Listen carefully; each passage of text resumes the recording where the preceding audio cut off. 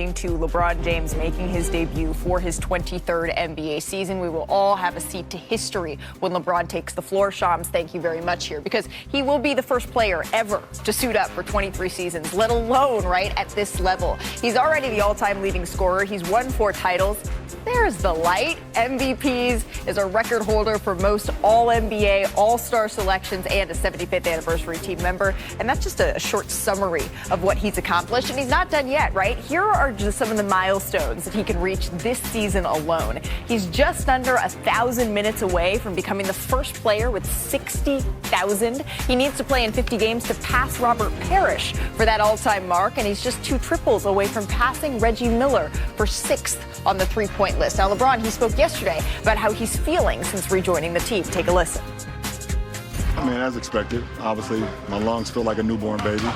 That's the most important thing. I got to get my lungs back up to a grown man, and my voice is already gone. One day back, barking out calls and assignments and stuff, and getting my voice working again. So, be a lot of tea and rest tonight. All right, let's welcome in 2 champs who played with LeBron James, Danny Green, Kendrick Perkins. You guys have witnessed many of those milestones, many of those moments. So many. The success that he's had, right, Perk? What are you going to be watching in this one? First of all, the GOAT back on the floor. That's first thing first. The GOAT is back on the floor, the king. Second thing is that, you know what? This Laker team has been looking like eye candy for him. Shams, you just said how he's excited about playing with this roster.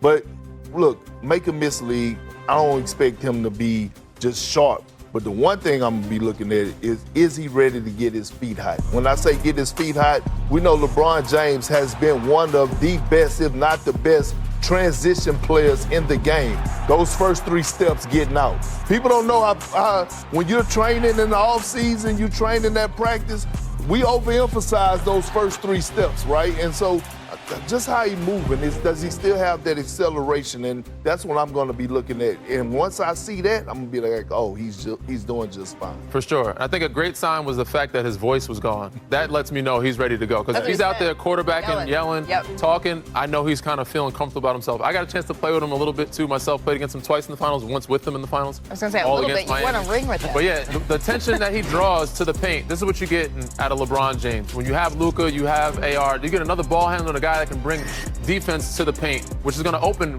many more shots for Austin Reeves, even Luka Doncic. Rui, he's shooting at a high clip. I got a couple easy looks, playing with him. You see JJ Redick in the background right there. One a few times I got a chance to kick JJ's ass, but I got a chance to get some open looks playing with LeBron. So these guys are going to get many open looks playing with this guy. Well, and you can see the numbers right here, what LeBron opens up and what the Lakers have been looking to do here as they're trying to push this pace under JJ Redick. I don't want to get too ahead of myself here, Shams, but looking at the number of games that the Los Angeles Lakers have left already, the number of games that LeBron has missed, it's the first time in his career he's missed an opening night, and then he missed 14 subsequent games. So he would have to play in 65 of the remaining games for the Los Angeles Lakers here if he wants to qualify for All-NBA. They only have 68 left. Does that play any sort of factor in how he's looking at the season? I think anytime you have players of LeBron James caliber, and then even Oklahoma City with Jalen Williams, a.k.a. J-Dub, you have to look at that 65-game mark. So you can only miss 17 games to be able to be eligible for All-NBA. And I think, to an extent, it's very much in the recess of these players' minds. No one wants to rush back from return, especially when you're LeBron James and you're 40 years old. You're in year 23. He's not the guy, I think, that's going to rush back out on the court.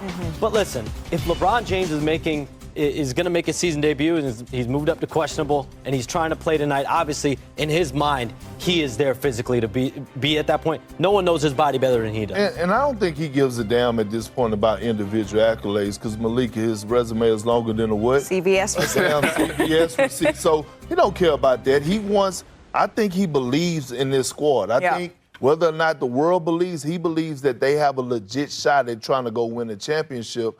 And I believe that he's going to make sure he make the cautious and right decision. And with LeBron James, we're always reading a couple of tea leaves, and LeBron typically doesn't speak to reporters if the intention isn't to go out there and to be able to play, right? When he spoke to the media yesterday, I said, okay, we're getting there, right? Another story we are following in the NBA today. Unfortunately, the injuries are piling up here. Spurs star Victor Wembanyama, he suffered a left calf strain during Friday's loss to Golden State. It was confirmed by an MRI, and unfortunately for all of us, it's going to keep him out for at least 2 weeks. And sometime in 2 to 3 weeks from now, he's going to be reevaluated. Shams, what more can you tell us about Wemby's diagnosis? The injury was suffered during Friday's game. That was just an unbelievable game to watch against the Golden State Warriors. So think about how high intense of a game that was.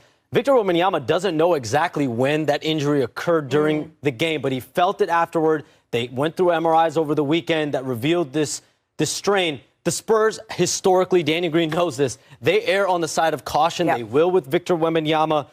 You think about calves, Achilles, groins, hamstrings. These are the types of injuries you want to be careful with. There is optimism, though, within the Spurs that Victor Wembanyama will be back within these weeks. Yeah, I mean, I've been in that organization. I know how they handle these type of things. They're going to err, like you said, on the side of caution. They're going to take extra time, especially when it's your franchise guy. That doesn't concern me. I think they're going to be fine. I'm more concerned with the Stephen Castle being out, the Dylan Harpers being out. So that's going to, and then them being in the Western Conference, that's going to take a hit for them. But on the bright side, Spurs fans, do not worry. There's been times in the past where we've had multiple guys injured. There was a time where I was hurt. I broke my hand. Kawhi Leonard broke his hand. Same year.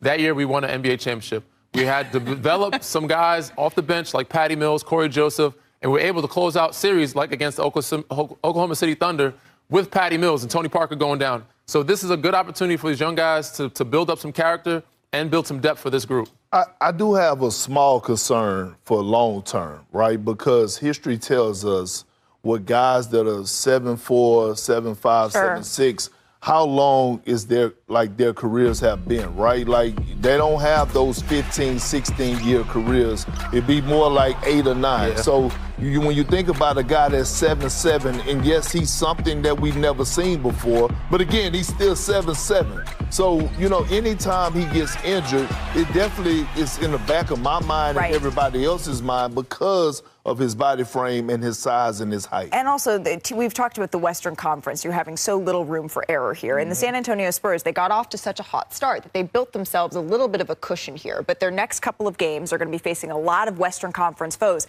And, Perk, what do they do? What do teams do more against this Spurs team when Wemby's off the floor? They attack the rim. And so watching teams like Nikola Jokic is exactly a rim wrecker, but those sorts of teams, Aaron Gordon is, those sorts of teams coming up, that's something I'm going to keep an eye on how that changes without Victor on the floor and if they can keep taking advantage of the padding that they built here in a tough Western Conference.